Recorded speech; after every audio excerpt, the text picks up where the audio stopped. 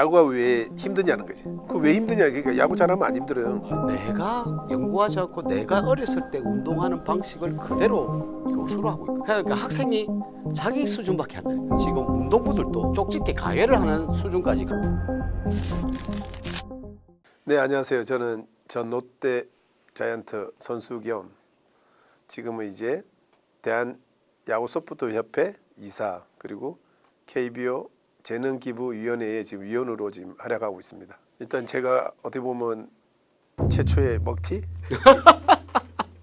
고향에 내려와서 이제 롯데를 위해서 제가 할 수 있는 역할이 있다면 저는 언제든지 봉사할 마음이 있고 항상 기쁘게 받아들일 준비가 되어 있습니다.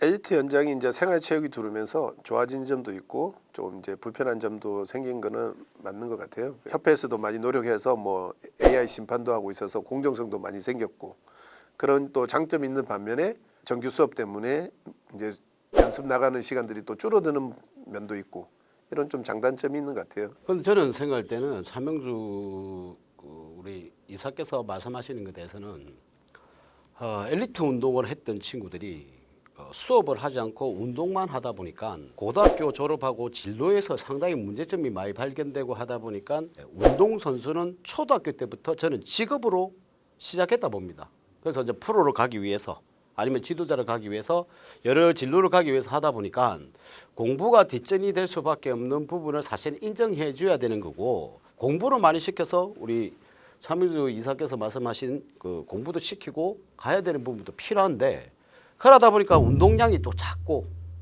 그러다 보니까 또 약간 이제 문제가 생기면 국제에 대해서 실력이 떨어진 보면 국민들에게 지탄을 받게 되고 참 이게 참 어려운 관계인 것 같아요. 근데 저는 그런 것 같아요. 이제 지식 수준들이 다 높아졌잖아요.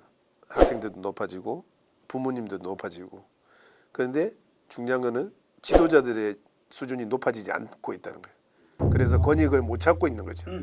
내가 권익을 찾으려면 내가 저분들보다 더 지식이 높아서 야구 지식이 더 높으면 되는데 학생들 같은 경우는 지금 인터넷 다 뒤져서 유튜브 다 뒤지면 어떻게 던져야 되고 어떻게 쳐야 되고 하는 레슨하는 방식들이 다 나오고 트레이닝 방식들이 다 나오고 있거든요. 그러면 그걸 다 보고 애들이 자랐는데 부모도 그걸 다 봤을 건데 지도자가 그 이상의 기술과 테크닉이나 이런 것들을 가지고 있을 거냐는 거지.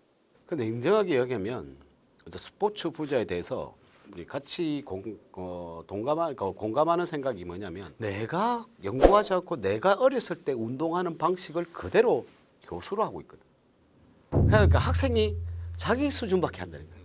그러다 보니까 지금 운동부들도 쪽집게 가해를 하는 수준까지 가 있는 상황이고 하다 보니까 감독의 건의라든지 학원으로 돼버린 거지. 그럼 감독에 대한 거는 그냥 시합만 나가게끔 해주는 거고 실질적인 기술 습득은 가외를 해서 받는 지금 현 상황이 와 있는 상황이고 레슨장이 많이 생긴 거예요. 사설 레슨장이 많이 생겼고 너무 그것도 우죽순으로 생기다 보니까 검증이 안 되는 데 가서 뭐 이게 학교에서 애가 다쳤는지 사설에서 다쳤는지 이건 누구조차도 검증할 수도 없고 내가 가지고 있는 힘은 10개인데 운동을 하다 보면 계속 15개씩 써야 된단 말이에요. 그럼 5개가 갭이 생기면 당연히 몸에 무리가 올 수밖에 없는 거지. 운동선수에 대한 기능성 운동을 하려면 운동을 하는데 무슨 기능성 운동이냐 또 생각을 하는 거지. 축구든지 야구든지 다른 운동도.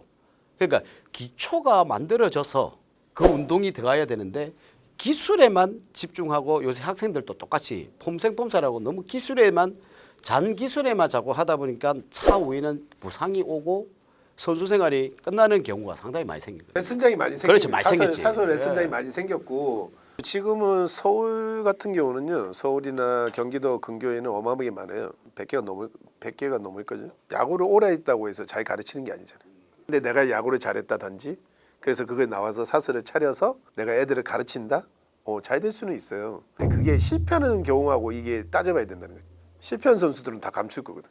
너무 그것도 우죽순으로 생기다 보니까 검증이 안 되는 데 가서 뭐 이게 학교에서 애가 다쳤는지 사설에서 다쳤는지 이건 누구조차도 검증할 수도 없고 선수의 각자의 몸이 다 틀리잖아요. 구조가 다 틀리잖아요.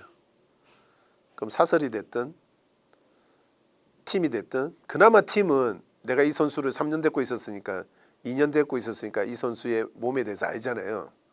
근데 사설 같은 경우는 이 친구를 처음 봐. 이 10명의 선수를 내한테 하나에 다 맞추는 거죠. 그럼 한 명은 맞을 수 있는데 나머지 9명이 안 맞았을 경우에는 이 선수들은 어떻게 육성을 할 거고 어떻게 장래에 희망을 갖게끔 해줄 거냐는 거죠. 그러니까 학원을 가는 애들이 잘해서 가는 친구들보다는 그 미친 친구들이 많이 가잖아요. 레슨장도 마찬가지예요.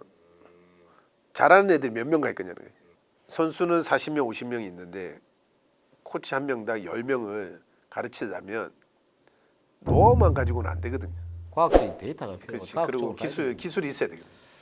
근데 그 기술이 없는 상태에서 이 선수들을 커버하려고 하니까는 안 되는 거고 선수들은 눈이 높아져서 내가 받아야 되는 양질의 교육은 이 높이에 있는데 코치가 가는 거는 여기에 있다 보니까 이게 사서도 가게 되는 것도 있고 그 필요한 거를 조금 더 과학적이고 조금 더 트레이닝에 대해서 연구도 하고 조금 이제는 조금 고급화처럼 가야 되지 않겠나라는 이제 전제를 이제 까는 것 같고 그 제가 이제 생각나는 게 이 야구나 축구나 이 올림픽 종목에 대해서 선수들이 이제 아시안 게임이나 올림픽에서 금메달을 따게 되면 이제 병력 혜택을 주는 게 있는데 어떻게 생각? 직접 이제 엘리트 운동을 했으니까 어떻게 생각하는지 나도 한번 물어보고 싶어서. 이제 병역에 있어서 제일 중요한 거는 그 이제 이게 우리가 올림픽 동은 그다음에 아시안 게임 금메달만 이제 혜택을 받거든요. 제가 알기로는 이게 78년인가부터 아마 혜택을 받았을 거예요. 이 병역 혜택을 받은 사람들은 자기가 은퇴하는 시점으로부터 뭐 동메달이면 뭐 1년, 은메달이면 2년, 뭐 금메달 3년 동안 몇 시간 동안에 그 스포츠에 가서 봉사를 하라는 거죠. 근데 우리는 이제 그리고 만약에 이런 병역 혜택을 받았을 때 국가적인 문제를 일으킬 때는 이 혜택을 없애버려 박탈을 시킬 수 있는 뭐가 있어야 된다는 거죠. 저도 이 같은 연관성에 똑같은 생각을 했었어요. 자기는 혜택을 받고 나면 사회적인 문제라든지 그리고 봉사라든지 아니면 뭐 연봉이 높으면 기부라든지 여러 가지 방향을 좀 해주는 게 어찌 보면 자기 관리와 해주는 게 국민들에게도 박수를 받을 수 있고 야 이 정도 벤트 해주는데 이런 인성을 가진 친구들이 진짜 사회에 환원을 할 수 있는 부분을 만들어주면 그 부분에 대해서는 상당히 국민들도 조금 이해를 하지 않겠나. 아직도 또 제가 안타까운 게 운동부가 사고 치면 대서특별돼요. 근데 나는 생각할 때 요즘 학교 안에서 일진들이 보면 운동부 애들이 없어요. 운동부 애들이 사고 치면 선수생이 끝이에요. 선수생이 끝이라고. 그게 제일 좋은 케이스가 안우진 선수죠. 왜냐하면 학폭이 일어나면 국가대표 영구제명 당하거든.